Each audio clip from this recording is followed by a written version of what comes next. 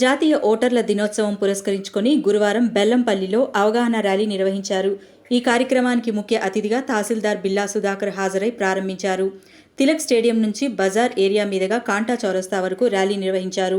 విద్యార్థులు ఓటు ఆయుధం తదితర నినాదాలతో హోరెత్తించారు. ఈ కార్యక్రమంలో ప్రభుత్వ ఉపాధ్యాయులు, ఉద్యోగులు పాల్గొన్నారు.